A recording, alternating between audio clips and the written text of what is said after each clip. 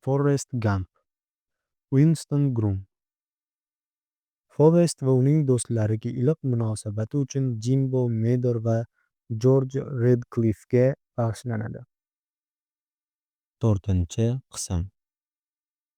Murabbiy Brayant va uning yigitlari biladigan bir sir bor edi, lekin ular bu haqida hech kimga aytishmasdi. Ular menga qanday uzatish va qabul qilishni o'rgatishdi. Har kuni odatdagi mashg'ulotdan so'ng ikkita hujumchi va yarim himoyachilar menga to'p uzatishdi. Men uni ushlashga harakat qildim. Charchoqdan tilim osilib qolguncha to'pni ushlab turdim. Ammo asta-sekin men uni qanday tutish kerakligini tushundim va murabbiy Bryant bu bizning maxfiy qurolimiz ekanini aytdi. Chunki boshqa jamoalar menga to'p tashlamasliklari va uzatmani qabul qilolmasligimni bilib olishgandi. Endi, dedi murabbiy Bryant, biz seni qo'yib yuboramiz. 6 futu 6 dyum. 240 funt tirik vazn. Sen 9,5 soniyada 100 metrga yugurasan. Bu zo'r tomosha bo'ladi. Babba mening do'stimga aylandi va menga ko'plab garmonika kuylarini o'rgatdi. Ba'zan u mening yerto'lamga tushardi va biz birga chalardik. Babba men undan ancha yaxshi chalishimni aytdi. To'g'risini aytaman. Agar mana shu garmonika bo'lmaganida, men allaqachon narsalarimni yig'ib uyga jo'nab borgan bo'lardim. Faqat ugina meni yolg'izlikdan qutqardi. Men garmonika chalganimda o'zimni qanchalik yaxshi his qilishimni ta'riflab bera olmayman. Uni chalayotganimda go'yo olam qotib qolgandek tuyulardi. Bu yerda eng muhim narsa til, lablar va barmoqlar. Shuningdek, bo'yinni qanday harakatlantirishdir. O'ylaymanki, ana shu mashg'ulotlardan keyin tilim avvalgidan ham ko'proq osila boshladi, la'nati. Keyingi juma Babba menga odikolon va soch geli berdi. Men talabalar ittifoqiga borishdan oldin o'zimga yaxshilab oro berdim. U yerda ko'pchilik bor edi. Jenni Kerran va yana bir nechta odam sahnada edi. Jenni uzun ko'ylak kiygan, qo'lida gitara, birisi banjo chalar, boshqasida skripka bor edi va u barmoqlari bilan torlarni chertardi. Ular juda yaxshi chalishdi va Jenni meni payqab qoldi. Ko'zlari bilan birinchi qatorga ishora qildi. Men uchun polda o'tirib Jenni Kerranga tikilish qulay edi. Keyinchalik esa French xonim kabi bir quti shokolad sotib olsam bo'lardi. U shokoladni yaxshi ko'radimi, yo'qmi deb o'yladim. Shunday qilib ular 1-2 soat sahnada hammani xursand qilishdi. Ular Joan Baez, Bob Dylan, Peter, Paul va Mary qo'shiqlarini ijro etishdi. Men yerga yotib olib, ko'zimni yumgan holda ularni tingladim. Keyin birdan, negaligini bilmayman, garmonkamni qo'lga olib, ular bilan birga chala boshladim. G'alati voqea sodir bo'ldi. Jenni shunchaki javobni faqat shamol biladi. Qo'shig'ini kuylayotgan edi. Va men chala boshlaganimda u bir soniya jim qoldi. Banjo ham to'xtadi va ular bir-birlariga hayron qarashdi. Keyin Jenni jilmayib qo'ydi. Yana qo'shiqni davom ettirdi. Banjo chaldi. Ularga moslashishim uchun vaqt berildi va olomon meni olqishlay boshladi. Tanaffus paytida Jenni sahnadan tushdi va yonimga kelib dedi: "Forrest, ularning barchasi nima uchun? Qachon chalishni o'rgana qolding?" Shundan so'ng men Jenni guruhida chala boshladim. Har juma, agar o'yin bo'lmasa, o'sha yerga borardim va ulardan $25 olardim. Jenni Kerran banjo chalgan yigit bilan oshiq ma'shuqligini bilgunimga qadar men go'yo jannatda edim. Mening tarjimai holimni o'qib chiqqanidan bir hafta o'tgach, janob Bun menga shoir Wordsworth haqida vazifa berdi va shunday dedi: "Janob Gamp, menimcha O'yinni to'xtatib, jiddiy ish bilan shug'ullanish vaqti keldi. Romantizm davri, davom etdi u. Klassik jinnilik davri emas, qolaversa, shoirlar Papa va Dryden g'alati odamlar bo'lmagan. U menga bu narsani qayta yozishimni aytdi. Men janob Bun o'sar ekanligimni bilmasligini va u buni hali tushunmasligini angladim. Bu orada kimdir nimadir dedi. Keyin jismoniy tarbiya bo'limidan kuratorim qo'ng'iroq qilib, ma'ruzalarga borishim shart emasligini, ertalab universitet klinikasida doktor Mills yoniga kelishim kerakligini aytdi. Men u yerga erta tongda yetib keldim. Doktor Mills katta qog'ozlar uyumi ichra o'tirgan edi. Menga o'tirishimni buyurdi va savollar bera boshladi. Tugatgach, ichki kiyimni qoldirib, yechmishimni aytdi. So'ng tizzamga yumshoq rezina bolg'acha bilan urib, ko'zlarimni tekshira boshladi. Tushdan keyin qaytib kelishimni so'radi va garmonikamni olib kelishimni tayinladi. Chunki u bu haqida eshitgan ma'ruzalardan birida kuy chalib berishimni xohlardi.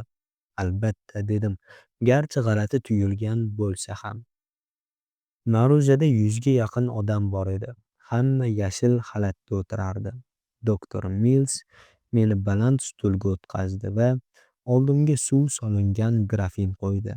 U men tushunmagan ko'p narsalarni aytdi, lekin keyin men haqimda gapirdi. Ahmoq daho, dedi u baland ovozda va hamma menga qaradi.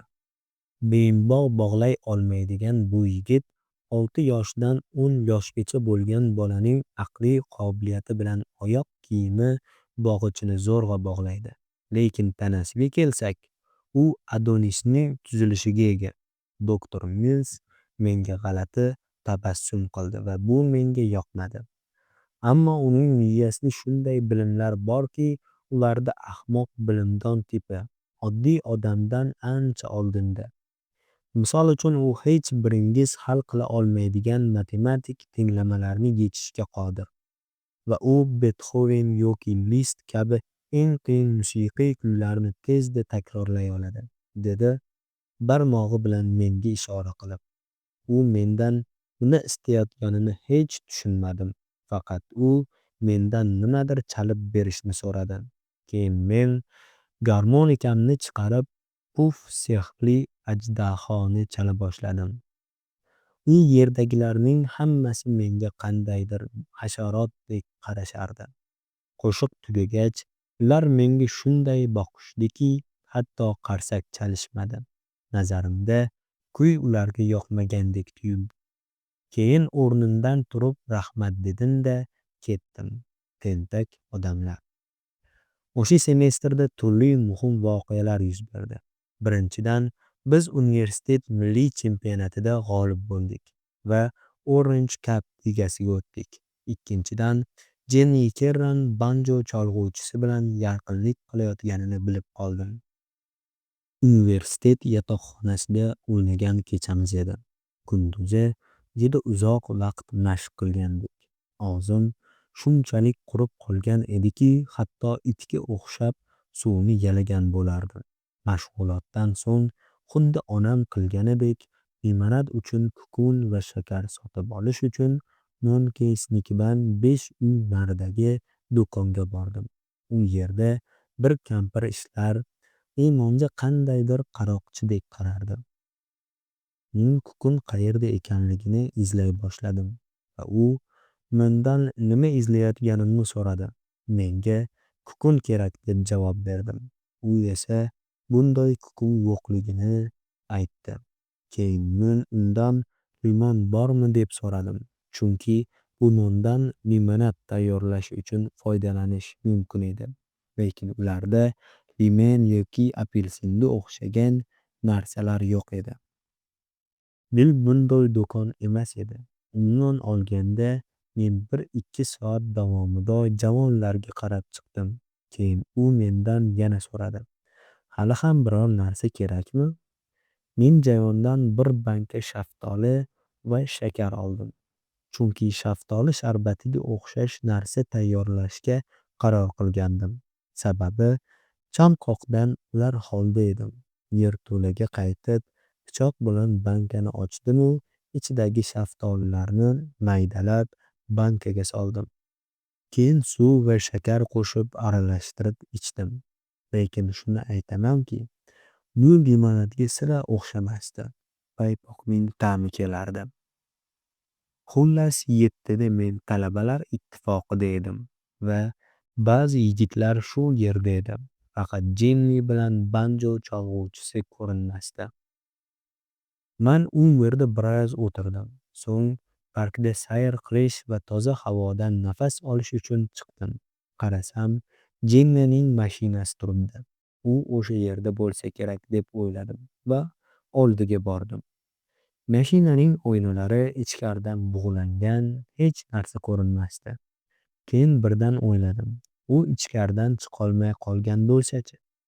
Shunda eshikni ochib ichkariga qaradim. Shu zahoti mashina chiroqlari o'z-o'zidan yondi.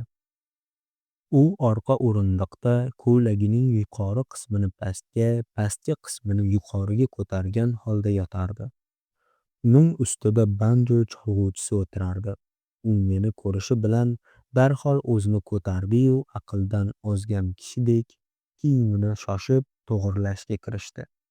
Shunda to'satdan xayolimga kiyimiga issiq nimadir to'kilgan degan fikr keldi va ko'ylagini yirtib tashladim. Umuman olganda yana noto'g'ri ish qilganim ayon bo'ldi. Yo Xudo, kim tasavvur qila olardi? U menga baqirdi, qichqirdi, ko'ylagini ko'tarishga va tushirishga harakat qildi va keyin birdan "Oh, Forrest, men nima qilganing?" dedi-yu qochib ketdi. Banjo chalg'uvchisi ham banjosini ko'tarib ketib qoldi. Shundan keyin meni guruhga kerak emasligim ma'lum bo'ldi va yerto'lamga qaytdim. Nima bo'lganini tushunmasdim. Lekin keyin Babba yashash joyimga keldi. Men unga hamma narsani aytib berganimda, u kulib dedi: "Yo Xudoyim, Forrest, axir ular sevishayotgan edi." Umuman olganda buni tushunardim. Faqat eshitish yoqimsiz edi. Biroq erkak har doim haqiqatga tik qarashi kerak, to'g'rimi? Men futbol o'ynashni davom ettirganim ma'qul. Chunki Jenni banjo chalg'uvchisi bilan yotganidan juda xafa edim. Ammo o'sha paytga qadar biz bir mavsum davomida sira mag'lub bo'lmagan edik va Nebraska Makka jo'xorichilariga qarshi Orange Cup'da milliy chempionat finalida o'ynashimiz kerak edi. Shimoldagi bu jamoalar bilan o'ynash har doim qiyin bo'lgan. Chunki ularda qora tanli yigitlar bo'lishi mumkin va bu bolalarning ba'zilarini yaxshi deb bo'lmaydi. Masalan, mening qo'shnim Kertis kabi. Maylida, biz Mayamiga o'yin uchun keldik va o'yin oldidan biroz xavotirda edik. Murabbiy Bryant yechinish xonasiga kirib juda kam gapirdi. Agar g'alaba qozonishni istasak, hayvon kabi o'ynashimiz kerak yoki shunga o'xshash nimadir dedi. Keyin maydonga chiqdik. Ular bizga hujum qilishdi. To'p menga to'g'ri kelib qoldi. Men uni havodan qabul qilib oldim. So'ng to'g'ridan to'g'ri qora tanli Nebraska Makka jo'xorichilari va har biri kamida 200 kilogramm og'irlikda bo'lgan katta oq tanli yigitlarning bir galasi tomon yugurdim. Kun bo'yi shunday davom etdi. Birinchi bo'lim yakuniga ko'ra 28-7 hisobida ular foydasiga hal bo'ldi. Murabbiy Bryant yechinish xonasiga kirgach, bosh chayqab, biz ularni tushkunlikka tushiramiz dedi. Keyin u doskaga bor bilan chiza boshladi va himoyachimiz Snake va boshqa yigitlarga nimalarnidir tushuntirdi. Keyin meni yo'lakka chaqirdi. "Forrest", dedi u. "Bu be'manilikni tugatish vaqti keldi." Uning yuzi menga shunchalik yaqin ediki, issiq nafasini his qilardim. "Forrest", dedi u. "Biz yil bo'yi to'p uzatishni mashq qildik. Sen esa ajoyib harakat qilding. Ikkinchi bo'limda biz buni Nebraska badbaxtlariga qarshi ishlatishimiz kerak. Ular shu qadar hayratda qoladilarki, tillari osilib tushadi. Ammo bunga sen erishishing kerak. Ya'ni sen xuddi bo'rilar seni ta'qib qilayotgandek yugurishing kerak. Men bosh irg'ab maydonga qaytdim. Hamma qichqirar, hushtak chalar, ammo men yelkamga og'ir mas'uliyat yuki tushganini his qilardim. To'pni olishimiz bilan Sneyk yigitlarimizga dedi: "Zo'r, endi biz Forest seriyasini o'tkazamiz." So'ng menga qaradi. 20 yard orqaga yugurib atrofga qara. To'pni ol. Albatta men tushundim. Tez orada 28-14 hisobi qayd etildi. Umuman olganda biz o'shanda yaxshi o'ynagandik. Ammo ularning ham o'ziga xos hiyla-nayranglari bor edi. Lekin baribir ular mening to'p so'rayotganimga hayron bo'lishdi. 4-5 marta yugurgach hisob 28-21 bo'ldi. Keyin meni tutish uchun ikkita yigitni qo'yishdi. Keyin bizning zarbachi Guin yalang'och bo'lib oldi. Uni hech kim kuzatmasdi. Biz 15 metrli chiziqqa yetdik. Jangchimiz darhol gol urdi va hisob 28-24 bo'ldi. Maydon chetidan yugurib o'tayotganimda murabbiy Bryant oldimga kelib dedi: "Forrest, ehtimol sen haqiqatdan ham ovsardirsan, ammo bu safar bizni faqat sen qutqarasan. Shaxsan men sening Amerika Qo'shma Shtatlari prezidenti etib tayinlanishingga ishonch hosil qildim. Yana to'pni darvoza chizig'idan otib yubor." U itdek boshimni silab qo'ydi. Men yana maydonga yugurdim. Ikkinchi bo'limda Sneyk to'pni menga uzatmoqchi bo'ldi. Faqat 2 tonna qora va oq Nebraska yigitlari darhol yonimga to'planib olishdi. Men o'sha yerda yotib, bananli to'r dadamning ustiga qulaganida qanday bo'lganini eslab, o'rnimdan sakrab turdim-da yugurdim. "Forrest", dedi Sneyk. "Men buyingni o'tkazib yuboraman, lekin bu hiyla bo'ladi. Men to'pni senga uzataman va sen burchakka yugurib keyin unga burilishing kerak. To'p o'sha yerda bo'lishi kerak." Uning yo'lbarsniki kabi ko'zlari butunlay aqldan ozgandek ko'rinardi. Boshimni qimirlatib aytganini qildim. U to'pni menga tashladi. Men esa maydon markaziga yugurdim. U yerda gol nuqtalari bor edi. Ammo to'satdan ustimga qandaydir gigant uchib kelib meni to'xtatdi. Barcha Nebraska qora va oq tanli yigitlar ustimga yiqildi va men quladim. Jin ursin. G'alabaga bir necha metr qolgan. O'rnimdan tursam, Sneyk jamoamizni so'nggi bo'limga to'plaganini ko'rdim. Chunki bizda boshqa taym-aut yo'q edi. O'rnimni egallashim bilan u ishora berdi va men oldinga otildim. U birdan to'pni boshimdan 10 metr balandga tashladi. Ammo afsuski u nimanidir adashtirib yubordi. Ehtimol bizda hali vaqt bor deb o'ylagandir.